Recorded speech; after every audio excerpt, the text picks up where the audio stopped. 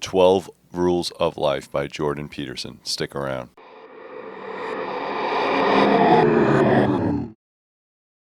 Hey guys, welcome back to the channel. Welcome back to Three River Books. So I just finished the 12 Rules of Life, the antidote to chaos, the most influential public intellectual of the Western world right now. That's by the New York Times. Over 10 million copies sold. So if you are into self-help, if you are somebody that's struggling with lifetime decisions, this might be the book for you. There is also a second book that he already written. This is Beyond Order, 12 More Rules, so that's 24 rules. Ideally, this book is to sort your life out, and this book is to find balance within all those rules, because as we know, if you have too many rules, you're probably not going to get much done. Too much strictness or too much chaos is no good, so you kind of want a little bit of balance. That's where this book comes in. I haven't finished reading that book, but I will. That being said, I think this is a fantastic book. We are going to go over each chapter. I will say that, yes, being a clinical psychologist does help. He does understand the human nature of people. But it is a lot of writing, and what he does is try to use stories or analogies or pieces of history that kind of describes human behavior, because again, all of this stuff that's already been happening to you is not just happening to you, it's already happened to somebody else. I mean, yes, it is more personal to you because it is happening in your lifetime. However, there are ways to make your life better, and that's really what this book is about, is how do I make my life a little bit better? How do I think about the things that I'm doing, the things that I'm saying? Regardless of what your background is, you should be able to kind of hone in your skills or hone in your humanity and figure out what's the best way to progress as a human being. So the first rule is to stand up straight with your shoulders back. All right, now, I don't want you to think too much into that title, because again, what he writes in the heading of every single chapter does not exactly correlate to what he's writing in the book. That's what I found out. But if you read in there, he talks a lot about lobsters and their territory, about how the hierarchy of lobster society, if you will, how they become the dominant, more prosperous type of person. What that means to you as a human being is that there is a dominance hierarchy. All right, most of the time it might feel like a social hierarchy, meaning that if you had to consciously think of where you work, what your family structure is, or any type of social group or environment, there is a hierarchy. There is somebody that's predominantly going to be more in charge over you, or unless you are the alpha male or the alpha female, then most people will look at you as the dominance hierarchy. All right, being more confident, more courageous will cause you a lot more stress, but ultimately will give you a lot more success, and success follows success. So that's what that means. That means on an everyday basis, you're going to try to strive for that confidence level. You want people to look to you, not always you looking to them. And again, we all have bosses. It's not about being a boss or a subordinate. It has nothing to do with that. It has to do with you as a social human being presenting yourself or fighting for yourself or having more knowledge or experience and being that person of self-worth and confidence. So if you stand up straight every single day, people tend to look at you as somebody of an authority or somebody that's in a higher dominant structure. That's what chapter 1, that's the first rule, is to stand up straight. Rule number 2, treat yourself like someone you are responsible for helping. Now, rule number 2 is actually pretty decent, because he goes into the book about how we tend to help others or even pets. He even goes into this whole thing about pets, where we will take our pet to the veterinarian, make sure that they take their pills, or maybe we have an aging grandma that we're taking care of as well, but we tend to not take care of ourselves. So low self-esteem, low self-worth, that kind of thing. People don't take care of themselves unless they absolutely have to. And why is that? You need to take care of yourself. You need to ensure that in order for you to take care of somebody, it's not just them that you're taking care of. Take care of your inner problems first. A lot of people either subconsciously or consciously typically don't like themselves. There's something wrong with them. They don't like the way their body looks, maybe self-esteem problem.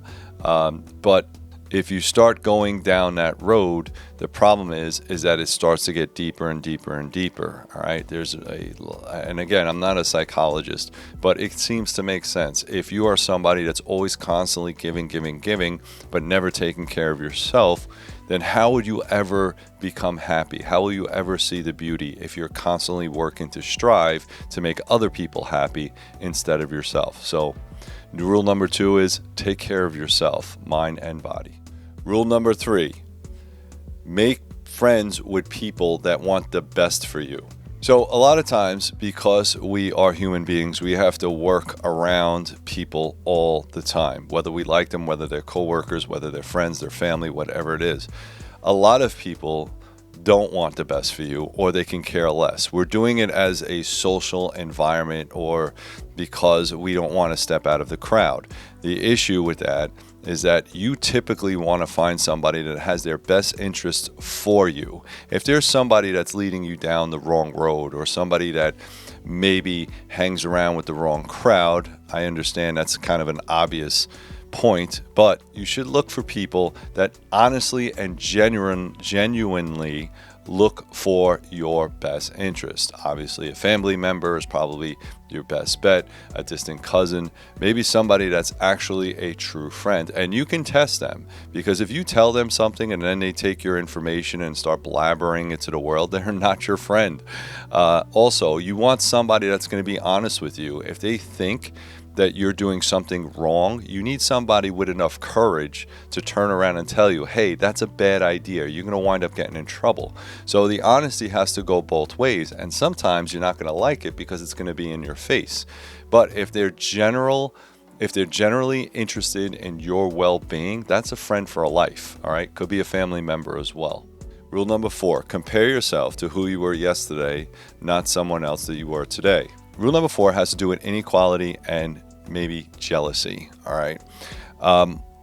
As people get more and more successful, they have goals set in place. And again, everybody's from a different background. But what this does is, as you succeed, the more and more you will succeed. Whereas if you fail, the more and more you will fail.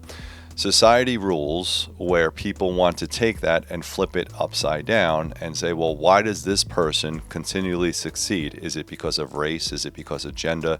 Is it because of privilege, etc., and so forth? That is a dangerous road to go on. It should not be of those factors. It should be because that person that is successful constantly figures out a way to kind of move ahead of the game, not because of race or gender or anything like that, but because they are someone that constantly and consistently thinks of ways to better themselves. And that's the person you need to be. Consistent on the other side of that spectrum, if you are someone that's completely failing all the time, you have to look deep within yourself and see that, hey, these are the mistakes that I have made. How do I go back or backtrack to get on that level of success? Most people want to deal with people that are successful. But if you're sitting there all the time and you're complaining that you're failing, nobody wants to be around you. All right. So that is the rule of nature. All right. If you are successful, more likely people will want to be around you and work with you more often. If you're on this path of failure, you have to go back and change. Don't look at what the guy is doing that's more successful than you. Look at what you're doing that's failing you, and then change that rule. That's number 4. Rule number 5, do not let your children do anything that makes you dislike them. All right. Rule number 5 has to do with children. All right. As we grow up, we are inundated with what our parents tell us, what the society tells us, what television and now the internet tells us. As a parent, your responsibility is to train your child. train them. Don't let them sit there behind a computer screen because you're tired or you're bored or you've worked a 30-hour shift and now you're exhausted, you need to go to sleep. Whatever it is, that child will become a man or a woman one day, and your job as a parent is to train them in order to make them socially capable of dealing with the problems that they need to deal with. We also have a problem of overprotectiveness, all right? As a parent myself, I understand. I don't want my son to climb the jungle gym and then fall down and break his arm, all right? But I also don't want him to strive to try to get that next bar. That's the biggest problem with society today, especially when it comes around parents, is that we're trying to stop them from being exploratory. We're trying to stop them from hurting themselves, but we're also dampening their resilience to pain. Life is pain. It's going to be pain. All right, understand that. And as a parent myself, you have to be able to look at that and say, all right, as long as this kid don't die, he might get some pain, but we're going to train him that way. All right, so this way he's more resilient to pain as he becomes an adult and more able to deal with the issues that are coming ahead. We literally have from 0 to 4 years old to make them socially able to work with other people or work with other kids. Kids have an inherent nature to go and play. Play is their job. They love to go out and to talk to other kids and figure out how to socialize. A good marker for somebody that is training their kids is to see if they are able or their children are going to play with other kids in the playground. That's what you want them to do. So bring them outside as much as possible. Let them be social. And kids have their own little hierarchy. They have their own little structure. Some kids are good. Some kids are bad. Some kids are bratty. Some kids are they're going to be bullies. But that's how we learn as children to deal with life's problems. So train your kids young. Set your house in perfect order before you criticize the world. All right, so this is kind of a very heavy chapter. All right, this chapter has to do with people that, again, were not socialized properly as children and grew up in maybe some tough homes. All right, if you think in this chapter, he also mentions the Columbine kid shootings. All right, so here's these two kids that went around, locked their classmates in their school and then started murdering them. All right, so there's all these kind of signs, and again, the media wants to talk about, well, it was just bullying and that turned them off. That's not true. There's a whole bunch of psychology that had to go into. If you read those books about the Columbine shooting, read the ones that were read the books that had to do with their psychosis or their psychology. All right. There was a lot of resentment, a lot of negativity, a lot of homegrown evil and dark that was done to these kids before they decided to pick up a rifle and start killing their classmates. This has nothing to do with the class or by the time they got to high school. It was already there in place, and maybe a couple things set them up. All right. But the whole chapter has to do with, instead of blaming society, instead of blaming somebody that you don't know, like, hey, listen, the reason I didn't get this job was because I'm a white male. That's why I didn't get this job. That's bullshit. Look within yourself. Look within yourself first. Fix your problems first.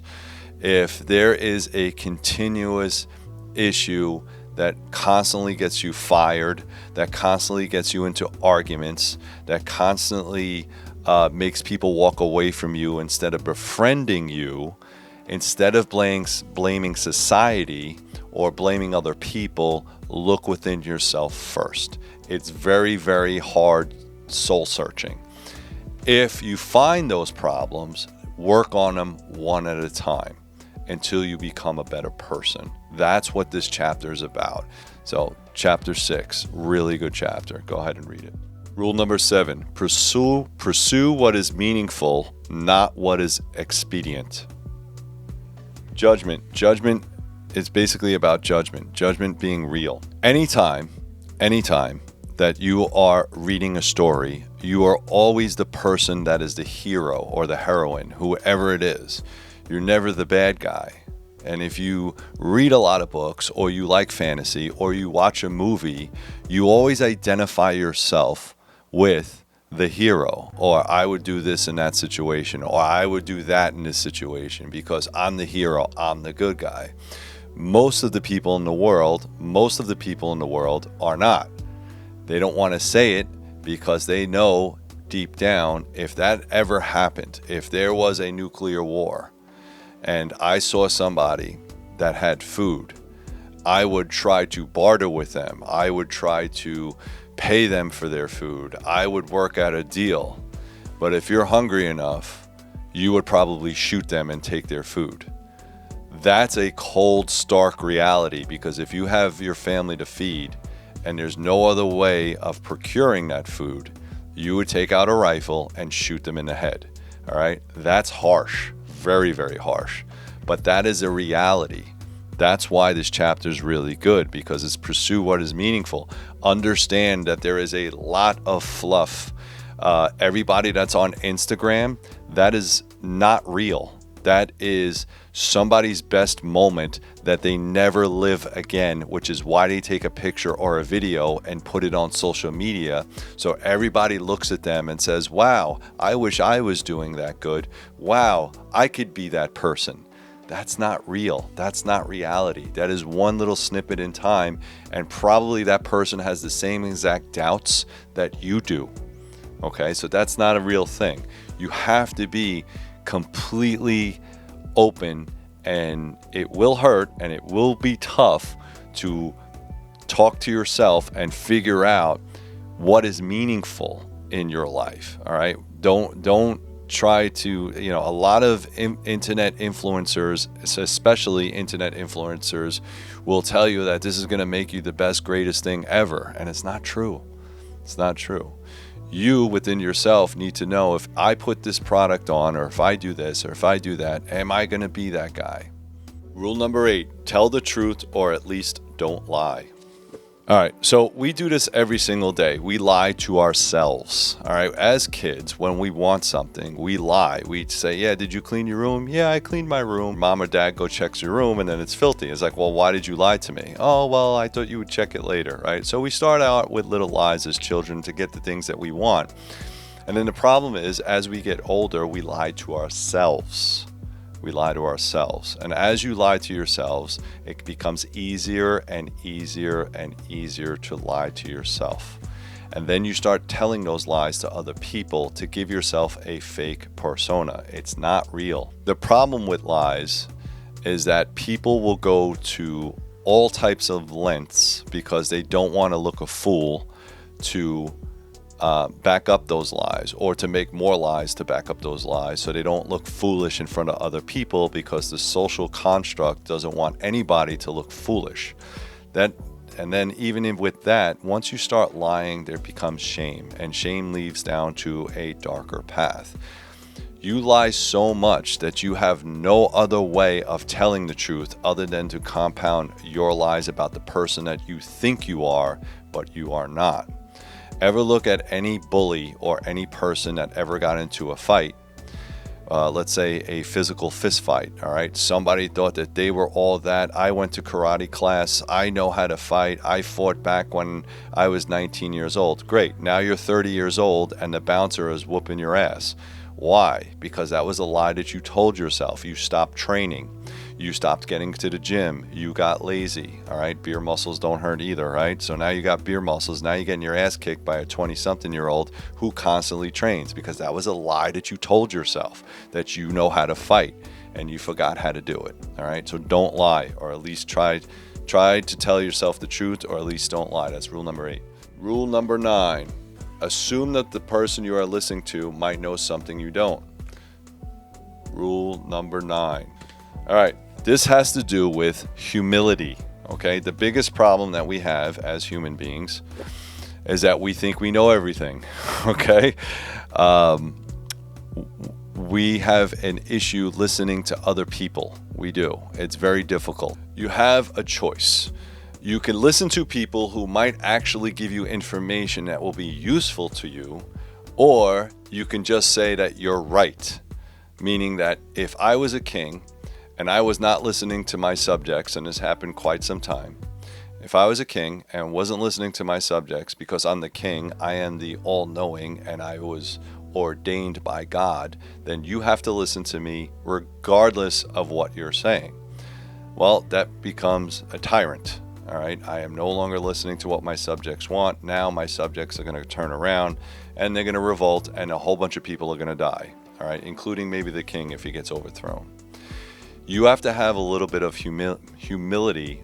And yes, if someone's giving you nonsense information, great, got it, no big deal. But there might be something that you might learn. Just because of who I am and where I stand and what I think of myself, or how good of a person that I am, I don't know everything. And you have to constantly tell yourself you don't know everything. Listen to what everybody says, even the person that's the lowest on the chain. They might have some piece of information that can make your life better. So why won't you listen to them? The reason why you're not listening to them is because you think you know it all, or because you're of a higher rank, or because you are the boss of the business and you know everything. That's a mistake. That's a mistake. All right. So again, rule 9, assume that the person you are listening to might know something that you don't. That's rule number 9. Rule number 10, be precise in your speech. All right. So be careful with your words. All right. This one's kind of hard to decipher, but from what I gathered, and again, you could put all the comments down below. From what I gathered, it's giving order to chaos, being precise. And what that means is by naming details or specific people, it helps to kind of decipher what that means. So, for instance, if I go to a new job site, let's say I work construction, I go to a new job site, and somebody comes up to you and says, hey, listen, that guy over there, that guy Jimmy, he's no good. Stay away from him. That's not precise. I have no idea who Jimmy is. I have no idea what Jimmy did.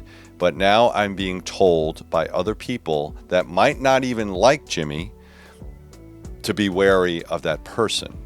You have to be precise. So if somebody tells you, I don't like Jimmy, I need to know why I shouldn't like Jimmy. I need to know why Jimmy is being ostracized by the rest of the group. And it could be something simple. It could be something horrific. But if you're not precise, you're only spreading rumor. And rumor does not help anybody, specifically in a social construct of people. All right. So be very precise. Why is Jimmy having a problem? The person that's telling you that, what's your name? Who are you? Why do you have judge and jury over Jimmy? Are you just spreading rumor, or did he do something to you specifically? That's what this chapter has to do with it. All right. Be precise. All right. Be precise. Rule number 11, do not bother children while they are skateboarding. All right, this also is an issue with our society, or what the news is trying to tell us now, where there is an assault on positive masculinity, an assault. And if you don't think there is, there absolutely is. Go ahead and watch the news. You should be dangerous. You should have that ability to go out and go forth and seek your goals. And if somebody gets in the way, you push them to the side and say, not today. It's not going to happen today. Now, that does not mean be a criminal. It does not mean break the law. But we learn as children to be adventurous, and we have to toughen up. It is not okay for someone that has never done anything in their life to have equality if they've never done the job that requires masculinity. It doesn't make sense. The ability to quell the human spirit is a crime in itself. A crime in itself. I'm not talking about dreamers. There is a specific part in this book where he's talking about skateboarders. And what those skateboarders are doing is they're learning new tricks. they have a group. They have a social construct of boys and girls that are learning how to be skateboarders. They're doing all kinds of crazy tricks, and some of them are getting hurt, but they're learning from their pain. And for whatever reason, there is people, and I think this was like one of the universities where they started putting up guardrails and post-its and signs, and they would prohibit these skateboarders from skateboarding and learning new tricks and being adventurous and doing all the hard work in order to get better at that skill. And what they did is they completely destroyed that whole group of kids that were just trying to learn. So it's sort of like an ability to hurt people's imagination or hurt people's ability to get better at themselves and destroy learning. Yes, and you might say, well, skateboarding's not a big deal. To you, it's not a big deal. What about Tony Hawk? If you don't know who Tony Hawk is, he's one of the best skateboarders, or was one of the best skateboarders in the world, and he's the one that developed all the wheels, all the boards, all the grip tape, and even a video game, which employed hundreds of people to go ahead and write scripts to employ or to make a video game where you can be, quote unquote, Tony Hawk. All right. If he was quelled by that imagination or quelled by his ability to be a better skater, then you wouldn't even know who Tony Hawk was. So yes, it's important. Do not bother children when they are skateboarding. Let them get their bruises. Let them get beat up a little bit. It's okay. They are learning life skills. All right. All right. Number 12, pet a cat when you encounter one on a street. All right, this really has nothing to do with cats. There is a story in there where there's a cat that was across the street, and cats aren't really domesticated anyway. They just come over and kind of mill around, and they're friends and they're pals and everything else. But the beauty of it was that this cat, for a little snippet of time, what they would do is this cat would come over and bring a little bit of joy and happiness to the family. And Jordan Peterson goes very personally into it, where his daughter was suffering from child rheumatoid arthritis. All right, well, it was really devastating for him and his daughter. His daughter was a teenager. She had a hip replacement, ankle replacement. And what this has to do, this chapter has to do with is coping with crisis. All right, that's exactly what it has to do with. All right, be present, cut your time in half, live moment by moment, be in the present. What does a cat have to do with it? The fact that in the moment of the most miserable, hurtful time that anything could have happened, there was a cat that would come by and they would pet it and they would feel better about themselves. All right, so see the beauty in the darkness is what it is. Look for the light in the darkness, and there's not a lot of it. And especially if you have somebody, or if you yourself are very, very sick, you might want to look at, instead of living for next month's barbecue, maybe I have to live till next month's brunch, or maybe getting up tomorrow, or maybe going to the bathroom without doing it all over myself. All right, that kind of thing. And that's what it really has to do with, is that human beings are very capable of dealing with crisis.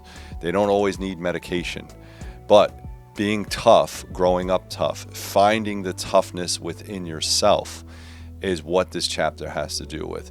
It's really heart-wrenching when you're at a funeral or a wake and the people that come to see the departed start fighting. That is the most detrimental part of a wake. Why are you fighting over someone that you're trying to pay respects to? All right, that kind of thing. Be conscious of that. Dealing with crisis is hard. That's part of being a human being. All right, be grateful for the little things. All right, that's what rule number 12 is. All right, guys, I hope you appreciated that review of the 12 Rules of Life. Again, this is going to be listed down below along with this book as well. If you're interested in that, I am an Amazon affiliate. And if you purchase from me, I think I get like 2 cents on a dollar. So thank you very much for that. Please like, subscribe, share, do all that good stuff. It really does help the algorithms. Thank you very much. If you read this book, if there's some other comments that you want to put down below that you think some of the points that I might have missed, go ahead and do that. I'd already appreciate a good discussion. Thank you very much, guys. And as always, keep reading.